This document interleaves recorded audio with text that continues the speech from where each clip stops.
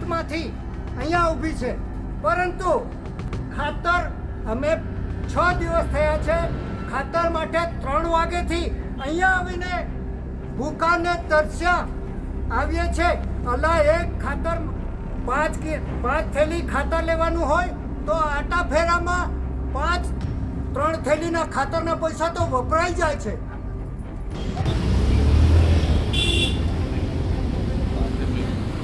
Direct કરજો breaking પર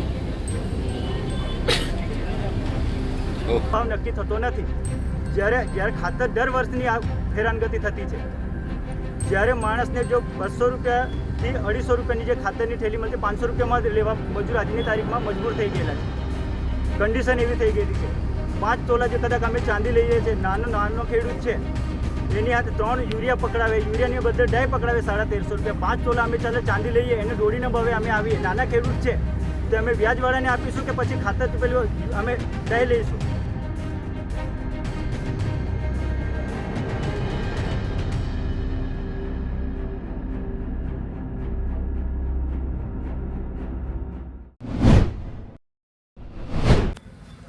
મારું નામ ભીમસિંહ મોતીભાઈ વસાવા, હું કેલનો રહેવાસી છું, સાગબારા તાલુકો, નર્મદા ડિસ્ટ્રિક્ટ।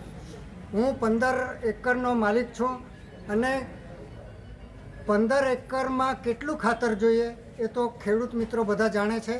હવે 15 એકરમાં આ ચોમાસું પાકમાં 2 વાર ખાતર મળે, તે બી 2 થેલી, અને તેની જોડે કોક પેલો બાટલો આપે છે, કાં તો પછી 5 કિલોની થેલી યુરિયા નર્મદા ફોસ એવું કહે છે।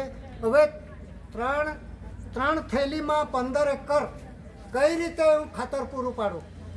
તેવી જ રીતે આખા તાલુકાનો એક મોટો પ્રશ્ન છે। હવે જે તાલુકા પંચાયત સાંસદ સભ્ય કે જે ચૂંટાયેલા છે એ લોકો મત માટે દોડતા ફરે છે। આ તાલુકામાં 2 જ જાતની પ્રજા છે, એક છે ખેડૂત અને બીજો છે મજૂર વર્ગ, અને ત્રીજો છે 5% નોકરિયાત વર્ગ। હવે અહીંયા મોટામાં મોટો સળગતો પ્રશ્ન ખેતી માટે છે। ખેતીમાં ખાતર જોઈએ છે, ખાતર ટાઈમે મળતું નથી, મળે છે તો કેટલું? 1 ડોઝ નાખવામાં જે ખેડૂતને 10 યુરિયા જોઈએ, પોટાશ જોઈએ, બીજું મળે છે, પરંતુ 10 યુરિયામાં 3 જ યુરિયા મળે છે। 1 ડોઝ કઈ રીતે પૂરો પાડે? હા, તો ખેડૂતનું શું પરિસ્થિતિ થવાની છે? તો મારો કહેવાનો મતલબ છે કે અહીંયા જે કંઈ ચૂંટાયેલા પ્રતિનિધિઓ કોઈ બોલવા રાજી નથી। કોઈ બોલે છે, મત માગવા માટે દોડતા ફરે છે। તો આવા અતિ મહત્વના પ્રશ્નો બાબતે કેમ કોઈ બોલતું નથી એ હું કહેવા માગું છું। અત્યારે હું પ્રધાનમંત્રી કિસાન સમૃદ્ધિ કેન્દ્ર સેલંબા ખાતે ખાતર લેવા માટે આવ્યો છું। આ જનમેદની આ ખાતર માટે 3 વાગ્યાથી અહીંયા 3 વાગે નાઇટમાંથી અહીંયા ઊભી છે, પરંતુ ખાતર અમે 6 દિવસ થયા છે ખાતર માટે 3 વાગ્યાથી અહીંયા આવીને ભૂખાને તરસ્યા આવીએ છે। અલા એક ખાતર 5 થેલી ખાતર લેવાનું હોય તો આટા ફેરામાં 3 થેલીના ખાતરના પૈસા તો વપરાઈ જાય છે। હા, બસ હવે વધુ તો શું કહું, પણ સરકારશ્રી આ બાબતે, જે ચૂંટાયેલા પ્રતિનિધિઓ આ બાબતે કંઈક વિચાર કરે અને કંઈક બોલે। એવું નથી, તમને પ્રતિનિધિ બનાવ્યા છે, પબ્લિક માટે બનાવ્યા છે, પબ્લિકે બનાવ્યા છે। કેન્દ્ર ત્યાં અમે આવેલા છે બધા જ। અમે રાતના સવારે જમી બમીને પછી સવારે અહીં જ પટલા બિસ્તરા લઈને આવીને અહીં ઊંઘી રહેતા છે। તેમાં લેડીઝથી માંડીને વૃદ્ધ, દાદીઓ, છોકરીઓ, જેન્ટ્સ, વડીલો બધા જ અહીં આવીને ઊંઘી રહેતા છે। મહિનો થઈ ગયેલો છે। આજની તારીખમાં અમે ખેડૂત તરીકે અમે કામ કરતા છે। અમને રૂપિયાની જરૂર નથી, અમને ખાતરની જરૂર છે।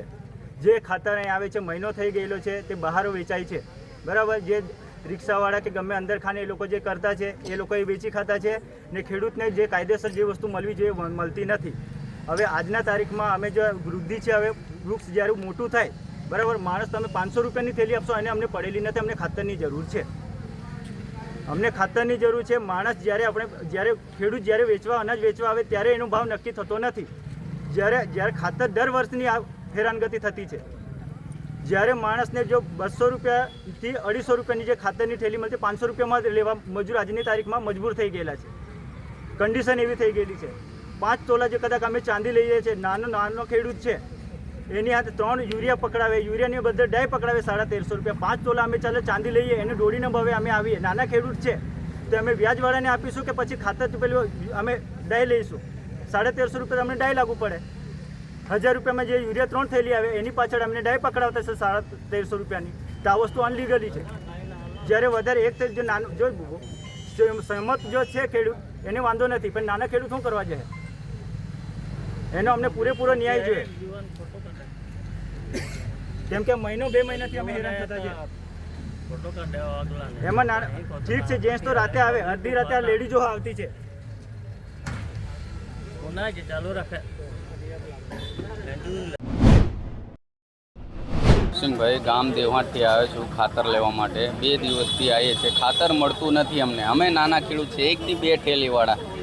અમને ખાતર પૂરેપૂરું મળવું જોઈએ. અમારી ખેતી બગડી જાય, ખેતી ટાઈમે ના મળે ખાતર તો અમારે શું કરવાનું? ખેતી રખડી જાય. અમે નાના ખેડૂત, 1-2 ઠેલી ખેડૂતના જોઈએ, અમને ખાતર નહીં મળતું. મોટા ખેડૂતને તો મળી જાય છે, અમને જ નહીં મળતું છે.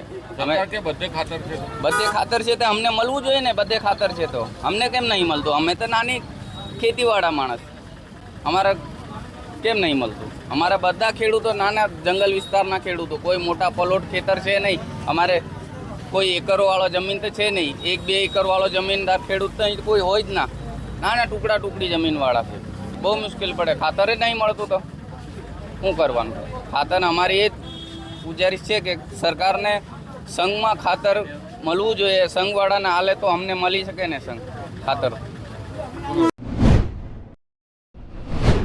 ખાતર આવે છે પણ થોડું ઓછું આવે છે, એટલે માણસો લેવાવાળા વધી જાય છે, એટલે લાઈન હશે. અને કાલે નર્મદા યુરિયા જો કે કાલે બપોર સુધી આવ્યું, પણ કાલે બપોર પછી ઇફકો યુરિયા આવ્યું હતું. એનો કાલે રવિવારે હોવાથી એક્નોલોજી નંબર આવ્યો નહીં અને પોસ્ટ મશીનમાં ચડ્યું નહીં. એટલે આજે અમને 11 વાગે નંબર આવ્યો, એટલે અમને આ વિતરણ ચાલુ કરી દીધું છે. એટલે હવાની લાઈનો પડી છે. લાઈનો લાગવાનું કારણ શું છે? લાઈનો એ ખાતર થોડો જથ્થો ઓછો આવે એટલે જ લાઈનો લાગે ને. શું મુશ્કેલી પડે તમારે સંઘવાળાને? બહુ મુશ્કેલી, કેમ કે આટલી બધી પબ્લિકને અમારે સાચવવાનું અને એટલે બહુ મુશ્કેલી પડે. ખાતરનો જથ્થો બીજા બધા સંઘોમાં આવ્યો હોય તો થોડું સારું પડે એમ. બીજી વાત છે, ખેડૂતોને યુરિયા સાથે બીજો જથ્થો પણ કંપનીઓવાળા આપે છે. એ તો આપશે છે, પણ હવે હમણાં હજુ કંઈ આજકાલ નહીં આપ્યો. નહીં આપ્યો હજુ. પણ આપો છો તમે બી ગ્રાહકોને આપો છો? ના, નહીં આપતા.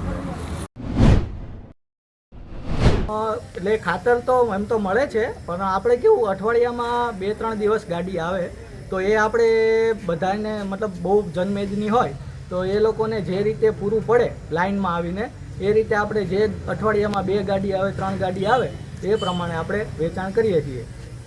ખેડૂતો એવું કહે છે કે ભાઈ 1 મહિનાથી અમને ખાતર નથી. ના, એ વાત ખોટી છે. આપણે આ મહિનામાં જ તે 6 થી 7 ગાડી આવેલી છે અને એનું વેચાણ થયેલું જ છે. પણ એ કેવું અઠવાડિયામાં 2 ગાડી આવી હોય એ વેચાણ હોય, પછી 2-3 દિવસનો ગેપ પડે તો આજે આપણે રેક લાગેલી જ છે બારડોલી, તો આજે નહીં તો કાલે અથવા પરમ દિવસે 2 દિવસમાં ગાડી આવશે. કયું ખાતર આપશે? આપણે નર્મદા યુરિયા આવે છે અને નર્મદા ફોસ આવે છે, 2 જ ખાતર આવે છે આપણી કંપનીના GNX. તો 2 દિવસમાં મળી જશે? હા, આવી જશે ગાડી. ચોક્કસ? હા, ચોક્કસ. આ લોકોને ધરમ ધક્કા નહીં પડે? અમે ધરમ ધક્કા એટલે જ અમે ના જ પાડી હતી કે મને ખ્યાલ હતો રવિવાર સુધી ગાડી નહીં આવે, એટલે મેં કીધેલું જ કે રવિવાર સુધી ગાડી નહીં આવે ત્યાં સુધી કોઈ ન આવતા. સોમવારથી તપાસ કરજો, સોમ, મંગળ અથવા બુધવારમાં ગાડી આવે એવું છે. આજે મળશે? આજે તો નહીં આવે ગાડી, કારણ કે ગાડીમાં એવું હોય છે જ્યારે ગાડી ભરાય ત્યારે મેસેજ આવે અમને, તો અમને ખ્યાલ આવે કે આજે ગાડી આવશે કે નહીં આવે. એટલે એડવાન્સમાં અમને બી ખબર નહોતી હોતી, એટલે અમે મેસેજ આવે ત્યારે કહીએ છીએ કે ભાઈ આ ગાડી આવશે. તો 2 દિવસમાં ખાતર આપશો? અંદાજિત હા આવી જશે અંદાજિત. ધક્કા નહીં ખવડાવો ને? ના, અમે તો ખવડાવતા જ નથી. અમે તો શક્ય બને ત્યાં સુધી અમે તો કહીએ તમે તો- છીએ, આવે છે કે નથી આવતું. રાસાયણિક ખાતરનો પુરવઠો મંગાવો. એટલે આપણે કેવું હોય, આમાં ખાલી જીએનએફસી એક કંપની ન આપતી હોય. ઇફકો, ક્રિપ્કો, જીએસએફસી, જીએનએફસી, ચંબલ, રાષ્ટ્રીય ફર્ટિલાઇઝર, 5-6 કંપનીઓ છે ખાતર પૂરું પાડતી હોય. પણ એમાંથી આપણે જીએનએફસીને જે સરકારે કે જે કલેક્ટર સાહેબે કે જે ફાળવણી કરી હોય, આપણે તો આખા જિલ્લામાં એ ફાળવણી કરતાં પણ વધારે જીએનએફસી ખાતર આપે છે યુરિયાનું. અને આપણા ડેપો પર બી દર મહિને 300 થી 400 ટનનું વેચાણ કરીએ જ છીએ. એટલે મળી જશે હા, ખાતર. કાલે આવશે ગાડી, કાલ જ